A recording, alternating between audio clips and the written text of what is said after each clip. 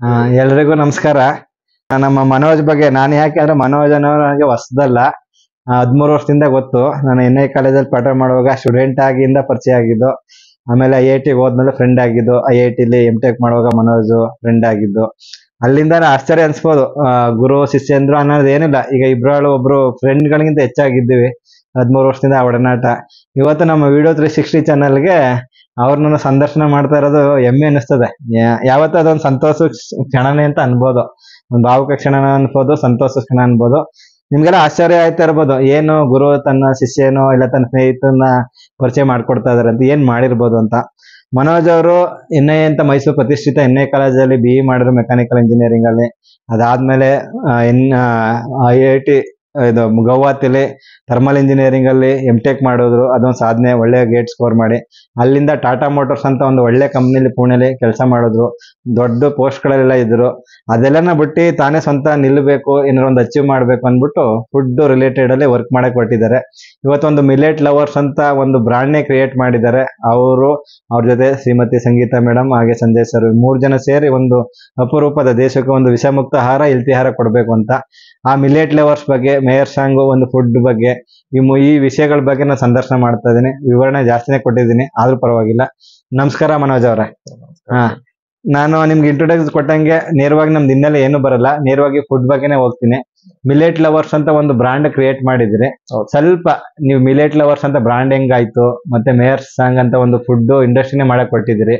Already ಒಳ್ಳೊಳ್ಳೆ product ಮಾಡಿ ಜನರಿಂದ ಒಳ್ಳೊಳ್ಳೆ ರೆಸ್ಪಾನ್ಸ್ ಬರ್ತಾ ಇದೆ. ಸ್ವಲ್ಪ ದಯವಿಟ್ಟು ಅದ್ರ ಬಗ್ಗೆ ತಿಳಿಸ್ಕೊಡಿ. ಯಾಕಂದ್ರೆ ಅಂತ ಒಳ್ಳೆ ಕೆಲಸ ಬಿಟ್ಬಿಟ್ಟು ಇಲ್ಲಿ ನಿಂತಿದ್ದೀರಿ, ಚೂರು ತಿಳಿಸ್ಕೊಡಿ. ಸರ್, ಇದು ಕೆಲಸ ಬಿಟ್ಟು ಅಂತಂದ್ರೆ ಇದು ನಮ್ಗೆ ಪ್ಯಾಷನ್. ನಮ್ಗೊಂದು ಗ್ರೇಟರ್ ಕಾಸ್ ಇದೆ, ಅದು ನಮ್ಮೆಲ್ಲರನ್ನು ಒಂದಾಗ್ ಮಾಡಿದೆ. ಇವಾಗ ನೀವು ನಮ್ ಜೊತೆ ಇರೋದು ಯಾಕಂದ್ರೆ ನಾವು ಈ ಕಾಸ್ಗೋಸ್ಕರ ಮಾಡ್ತಾ ಇದೀವಿ ಅನ್ನೋದೇ ಒಂದು ಪಾಯಿಂಟ್ ಇದರಲ್ಲಿ. ನಾವು ಆಕ್ಚುಲಿ ಇದನ್ನ ಸ್ಟಾರ್ಟ್ ಮಾಡಿದ್ದು ಏನಂದ್ರೆ, ನಮ್ಗೆ ಸಂಗೀತ ಅವ್ರಿಗೆ ಫುಡ್, ನ್ಯೂಟ್ರಿಷನ್ ಮತ್ತೆ ಈ ಡಿಸೀಸಸ್ ಗಳ ಬಗ್ಗೆ, ಹ್ಯೂಮನ್ ಏಲ್ಮೆಂಟ್ಸ್ ಬಗ್ಗೆ ಸಾಕಷ್ಟು ನಾಲೆಡ್ಜ್ ಇದೆ ಅವ್ರಿಗೆ. ಅಂದ್ರೆ ಅದನ್ನ ಡಿಸೀಸ್ ರಿವರ್ಸಲ್ ಹೇಗ್ ಮಾಡ್ಬೋದು ನ್ಯಾಚುರಲ್ ಫುಡ್ ಇಂದ ಅನ್ನೋದು.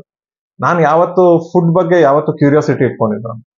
ಹಂಗಾಗಿ ನಾನು ಇವ್ರನ್ನ ಭೇಟಿಯಾಗಿ ಇವ್ರು ನನ್ನಂತೂ ದತ್ತಿಗೆ ತಗೊಂಡ್ಬಿಟ್ಟಿದ್ದಾರೆ ಆ ಲೆಕ್ಕದಲ್ಲಿ. ಮುಂಚೆಯಿಂದನೂ ಅಷ್ಟೇ, ನಾನು ಯಾವತ್ತು ಭೇಟಿಯಾದ ಕಾಲದಿಂದನೂ ಇವ್ರು ನನ್ನನ್ನ ಮನೆಗೆ ಯಾವಾಗ್ಲೂ ಕರೆಯೋದು, ಊಟಕ್ಕೆ ಇದ್ ಮಾಡೋದು. ನಂಗೆ ಚೆನ್ನಾಗಿ, ಯಾಕಂದ್ರೆ ನನಗೆ ತಿನ್ನೋದು ಇಷ್ಟ ಅಂತ ಕಾರಣಕ್ಕೆ ಅವ್ರಿಗೆ ಮಾಡೋದು ಇಷ್ಟ, ನನಗೆ ತಿನ್ನೋದು ಇಷ್ಟ. ಹಂಗಾಗಿ ಅದೊಂದು ಒಳ್ಳೆ ತಾಳಮೇಳ ಸರಿಯಾಗಿತ್ತು. ಆ ಕಾರಣಕ್ಕೆ ನಾವು ಯಾವಾಗೂ ತಿಂದಾಗ ಅವ್ರು ಹೇಳೋದು, ನೀನ್ ಗೆಸ್ ಮಾಡೋ ಇದ್ರಲ್ಲಿ ಏನಿದೆ ಅನ್ನೋದು. ಅವ್ರು ಏನೋ ಒಂದು ಅದ್ರಲ್ಲಿ ಸರ್ಪ್ರೈಸ್ ಆಗಿಟ್ಟಿರೋದು, ತುಂಬಾ ಏನೋ ಡಿಫ್ರೆಂಟ್ ಆಗಿರೋದು. ಈ ತರ ನಮ್ದು ರಿಲೇಶನ್ಶಿಪ್ ಸ್ಟಾರ್ಟ್ ಆಗಿದ್ದು ಫಸ್ಟ್ ಇಂದ. ಬಟ್ ಇದು ನಾನು ತುಂಬಾ ಕಡೆ ನನ್ನ ಅನುಭವ, ಲಿಮಿಟೆಡ್ ಅನುಭವದಲ್ಲಿ ನಾನು ನೋಡ್ದಂಗೆ ಇವ್ರಿಗೆ ಆಹಾರದ ಬಗ್ಗೆ ಇರುವಂತ ಕೌಶಲ ಏನಿದೆ, ಸ್ಕಿಲ್ ಅನ್ನೋದು ತುಂಬಾ ತುಂಬಾ ತುಂಬಾ ವಿಸ್ತಾರವಾಗಿದೆ. ಖಂಡಿತ ಅನ್ನೋದು ನನ್ಗೆ ಗೊತ್ತಾಯ್ತು. ಅಂದ್ರೆ ತುಂಬಾ ಡಿಫ್ರೆಂಟ್ ಆಗಿದೆ. ಇಟ್ ಇಸ್ ನಾಟ್ ಏನೋ ಒಬ್ರು ನಾರ್ಮಲ್ ಆಗಿರೋ ಒಂದು ಹೌಸ್ ವೈಫ್ ಅಥವಾ ನಮ್ ರೆಗ್ಯುಲರ್ ಆಗಿರೋಂಥವ್ರಿಗಿಂತನೂ ಸ್ವಲ್ಪ ಏನೋ ಇದ್ರಲ್ಲಿ ಹೆಚ್ಚಿನ ಒಂದು ಇದು ಇದೆ ಅಂತ ಅಂದಾಗ, ಇದು ಒಂದು ನನ್ನ ಬ್ಯಾಕ್ ಡ್ರಾಪ್ ಅಲ್ಲಿ ನನ್ನ ತಲೆಯಲ್ಲಿ ಇತ್ತು. ನನ್ಗೆ ಯಾವಾಗ್ಲೂ ಕೆಲಸ ಮಾಡ್ಬೇಕಾದ್ರೂ ಕೂಡ ಏನಾದ್ರೂ ಸ್ವಂತವಾಗಿ ನಾವು ಮಾಡ್ಬೇಕು, ಏನಾದ್ರೂ ಸಮಾಜಕ್ಕೆ ನಮ್ಮಿಂದ ಆಗುವಂತ ಒಳ್ಳೇದನ್ನ ಮಾಡ್ಬೇಕು. ಯಾಕಂದ್ರೆ ನಾನು ಓದಿರೋದು ಪ್ರತಿಯೊಂದೂ ಗವರ್ಮೆಂಟ್ ಇದರಿಂದಾನೆ, ಏಡ್ ಇಂದಾನೆ ನಾನು ಓದಿರೋಂಥದ್ದು ಎಲ್ಲದನ್ನು. ಹಾಗಾಗಿ ಅದು ಯಾವತ್ತೂ ಒಂದು ಮನಸ್ಸಿನಲ್ಲಿತ್ತು. ಈ ಕಾರಣಕ್ಕೆ ನಮ್ಗೆ ಅದೇ ಟೈಮ್ಗೆ ಸರಿಯಾಗಿ ನಾವು ಮಿಲೆಟ್ಸ್ ರಿಲೇಟೆಡ್ ಅವಾಗ ಸ್ವಲ್ಪ ಟ್ರೆಂಡಿಂಗ್ ಅಲ್ಲಿ ಬಂತು. ಮಿಲೆಟ್ಸ್ ಏನಿದು, ಸಿರಿಧಾನ್ಯಗಳು ಅಂದ್ರೆ ಏನು, ಅದು ಹೆಲ್ತ್ ಗೆ ಇದು ಆಗತ್ತೆ ಅನ್ನೋದು. ಆದ್ರೆ ಅದರಲ್ಲಿ ಚಾಲೆಂಜಸ್ ಇತ್ತು. ಏನಂದ್ರೆ ಸಿರಿಧಾನ್ಯನ ಡೈರೆಕ್ಟ್ ಆಗಿ ಯೂಸ್ ಮಾಡೋದಕ್ಕಾಗಲ್ಲ, ಅದ್ರದ್ದು ಟೇಸ್ಟ್ ಸ್ವಲ್ಪ ಅಷ್ಟು ಎಲ್ಲರಿಗೂ ಹಿಡಿಸಲ್ಲ ಒಂದೇ ಸಲಿಗೆ, ಅಥವಾ ಅದನ್ನೊಂದು ಮೆಡಿಸಿನ್ ತರ ತಗೊಂತಾರೆ ಅನ್ನೋ ತರ ಇತ್ತು. ಅವಾಗ ನಾನು ಇವರು ಮಾತಾಡ್ತಾ ಅವಾಗ ಹೇಳ್ತಾ ಇದ್ವಿ, ಯಾಕೆ ನಾವು ಸಿರಿಧಾನ್ಯನ ಉಪಯೋಗಿಸ್ಕೊಂಡು, ಅವರು ಆಲ್ರೆಡಿ ಸಿರಿಧಾನ್ಯದ ಬಗ್ಗೆ ಅವ್ರಿಗೆ ಸಾಕಷ್ಟು ನಾಲೆಡ್ಜ್ ಇತ್ತು ಆ ಟೈಮಲ್ಲೇ, ಸಿರಿಧಾನ್ಯನ ಯೂಸ್ ಮಾಡ್ಕೊಂಡು ಯಾಕೆ ನಾವು ಕೇಕ್ಸ್ ಇನ್ನೊಂದು ಮತ್ತೊಂದು ಏನಕ್ಕೆ ಮಾಡಕ್ ಆಗಲ್ಲ ಅಂತ ನಾನು ಅವ್ರಿಗೆ ಕ್ವೆಶನ್ ಕೇಳೋದು, ಅಥವಾ ಅವ್ರಿಗೊಂದು ಆತರ ಕ್ಯೂರಿಯಾಸಿಟಿಯಲ್ಲಿ ನಾವು ಡಿಸ್ಕಸ್ ಮಾಡೋದು. ಅವರು ಹೌದು ಮಾಡ್ಬೋದು, ಯಾಕಂದ್ರೆ ಅವ್ರಿಗೆ ತುಂಬಾ ಆಪ್ಷನ್ಸ್ ಗಳು ಗೊತ್ತಿದೆ ಫುಡ್ ಅಲ್ಲಿ. ಯಾವ್ದನ್ನ ಈಗ ನಾವು ಶುಗರ್ ಯೂಸ್ ಮಾಡಬಾರ್ದು ಅಂದ್ರೆ ಶುಗರ್ ಬದಲಾಗಿ ನಾವು ಇನ್ನೊಂದನ್ನ ಏನ್ ಯೂಸ್ ಮಾಡ್ಬೋದು, ಅಥವಾ ನಮ್ಗೆ ಈ ಟೆಕ್ಸ್ಚರ್ ಬೇಕು ಆದ್ರೆ ಈ ಇಂಗ್ರೀಡಿಯೆಂಟ್ ಇಲ್ದಲೇನೆ ಇನ್ನೊಂದು ಯಾವ್ದೋ ಒಂದು ಇಂಗ್ರೀಡಿಯೆಂಟ್ ಇಂದ ಯಾವ ತರ ಮಾಡ್ಬೇಕು ಅನ್ನೋದೊಂದು ನಾಲೆಡ್ಜ್ ಅವ್ರಿಗೆ ತುಂಬಾ ಇದೆ. ಸೊ ಈ ತರದಿಂದ ಅದು ಸ್ಟಾರ್ಟ್ ಆಯ್ತು. ಅವರು ಅದೇ ಅವರು ಯೋಗಕ್ಕೆ ಹೋಗ್ತಾ ಇದ್ರು, ಅವ್ರ ಯೋಗ ಫ್ರೆಂಡ್ಸ್ ಗಳು, ಇದೆಲ್ಲ ಎಲ್ಲವೂ ಕೂಡ ಬಂದಂತ ವಿಚಾರಗಳು. ಹೌದು. ಈ ತರ ಆಗಿ ಅದನ್ನ ನಾವು ಒಂದು ಅದಕ್ಕೆ ಸಾಂಸ್ಥಿಕವಾದ ರೂಪ ಕೊಡ್ಬೇಕು ಅಂತ ನಾವು ಯೋಚನೆ ಮಾಡಕ್ ಸ್ಟಾರ್ಟ್ ಮಾಡಿದ್ವಿ. ಕೋವಿಡ್ ಆಯ್ತು. ಕೋವಿಡ್ ಟೈಮಲ್ಲಿ ಏನಾಗೋಯ್ತು, ಸಡನ್ಲಿ ಜನಗಳಿಗೆ ಹೆಲ್ತ್ ಕಾನ್ಶಿಯಸ್ ಜಾಸ್ತಿ ಆಯ್ತು. ಅವಾಗ ನಮ್ಮ ಪ್ರಾಡಕ್ಟ್ ಗಳಿಗೆ ನಾವು ಅನ್ಕೊಂಡಿದ್ಕಿಂತ ಹೆಚ್ಚಿಗೆ ಬೇಡಿಕೆ ಬರಕ್ ಸ್ಟಾರ್ಟ್ ಆಯ್ತು ಸಡನ್ಲಿ. ಅದಕ್ಕೆ ಜನಗಳಿಗೆ ಅದರಿಂದ ಉಪಯೋಗ ಆಗಕ್ ಸ್ಟಾರ್ಟ್ ಆಯ್ತು. ಅವಾಗ ಅದು ನಮ್ಗೆ ಇಲ್ಲ, ನಮ್ಮಲ್ಲಿ ಇದನ್ನೊಂದು ಮಾಡೋ ಶಕ್ತಿ ಇದೆ, ನಮ್ಮ ಪ್ರಾಡಕ್ಟ್ ಅಲ್ಲಿ ಆ ಕ್ವಾಲಿಟಿ ಇದೆ ಅನ್ನೋದೊಂದು ವಿಚಾರ ಬಂತು. ಹಾಗೆ ನಿಧಾನಕ್ಕೆ ನಾವು 2021 ಕೋವಿಡ್ ಆದ್ಮೇಲಿಂದ ಅದನ್ನ ಇನ್ನೂ ಹೆಚ್ಚಿನ ಮಟ್ಟಕ್ಕೆ ತಗೊಂಡು ಹೋಗ್ಬೇಕು ಅಂತಿತ್ತು. ನಾನು ಕೆಲಸ ಮಾಡ್ತಾ ಇದ್ದೆ, ಪೂನಾದಲ್ಲಿ ಇದ್ದೆ, ಮುಂಚೆ ಧಾರವಾಡದಲ್ಲಿ ಕೆಲಸ ಮಾಡ್ತಾ ಇದ್ದೆ. ಆಮೇಲಿಂದ ನಾನು ಪೂನಾಗ್ ಟ್ರಾನ್ಸ್ಫರ್ ಆಯ್ತು. ಪೂನಾಗ್ ಬಂದಾಗ ನಾನು ಇವ್ರ ಜೊತೆನೆ ಇಲ್ಲಿ ಇದ್ಕೊಂಡು ಜೊತೆಯಲ್ಲಿ ಮಾಡಕ್ ಪ್ರಯತ್ನ ಮಾಡ್ತಾ ಇದ್ವಿ.